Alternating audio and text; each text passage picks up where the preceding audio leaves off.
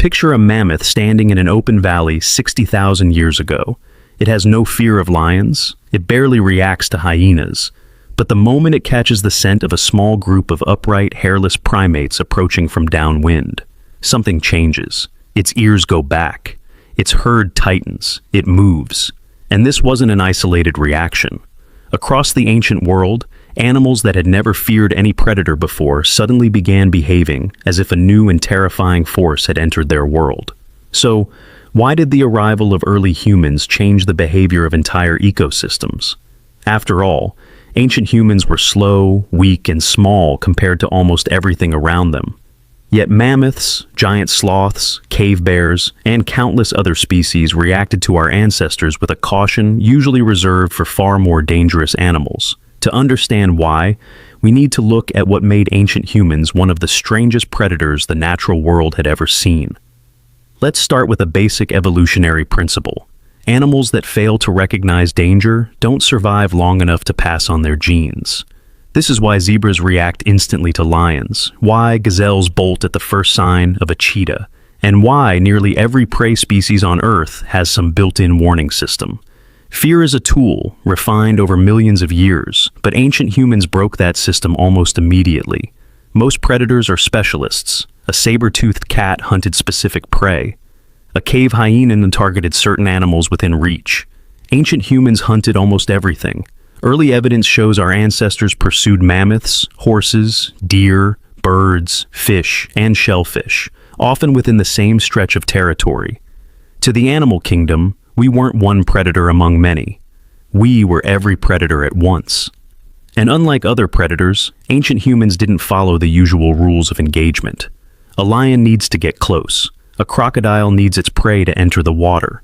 Ancient humans used spears, and later projectile weapons, to kill from a distance most animals had never needed to defend against. They coordinated in groups. They used fire to drive herds toward cliffs or traps. They tracked wounded animals for days. From the perspective of a woolly rhinoceros or a giant elk, this must have felt less like an encounter with a predator and more like an ambush from an intelligence they couldn't outthink.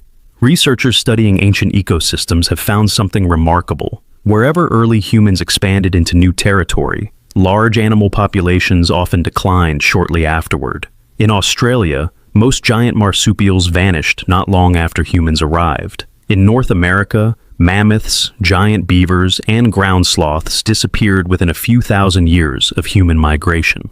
Scientists still debate exactly how much of this was caused by hunting versus climate change, but a striking pattern shows up again and again. Wherever ancient humans arrived, megafauna extinctions tended to follow. Evolution pays attention to patterns like that, but this fear wasn't only inherited. It was learned, and learned fast. A single deadly encounter could reshape an animal's entire relationship with humans. Elephants today can distinguish human groups by scent and clothing, a trait believed to descend from ancestors who learned which humans posed a threat. Young animals often inherit this caution simply by watching how the adults around them react, long before they've had any dangerous encounter of their own. Some researchers believe early human hunting created a kind of accelerated evolutionary pressure, essentially training entire species within a few generations to treat any trace of a human, footprint, scent, voice, or firelight as a warning sign. Animals didn't need thousands of years to learn this lesson. Sometimes one bad encounter was enough to change behavior across an entire herd. There's another layer to this fear that goes beyond hunting. Ancient humans reshaped their environment in ways no other predator could. We set controlled fires that altered grasslands. We built camps that displaced animals from favorable territory. We stripped resources from local areas simply by staying too long. To many species, ancient humans weren't just a threat to individual animals. We were a force capable of transforming the landscape itself. Some researchers refer to this broader pattern as an early landscape of fear, a shift in animal behavior driven not just by direct attacks, but by the constant, unpredictable presence of something that changed everything it touched. And yet, not every relationship between early humans and animals was defined purely by fear. Some species adapted differently. Wolves that lingered near human camps eventually became less afraid, scavenging scraps and, over generations, edging toward the relationship that would eventually produce the domestic dog. Certain birds learned to follow human hunting parties, capitalizing on leftover kills instead of avoiding them. Fear, even in the ancient world, was flexible. It adjusted based on whether proximity to humans meant danger or opportunity. But for most species, caution remained the safer bet. Ancient humans were unpredictable, cooperative, far-reaching, and far deadlier than their size ever suggested.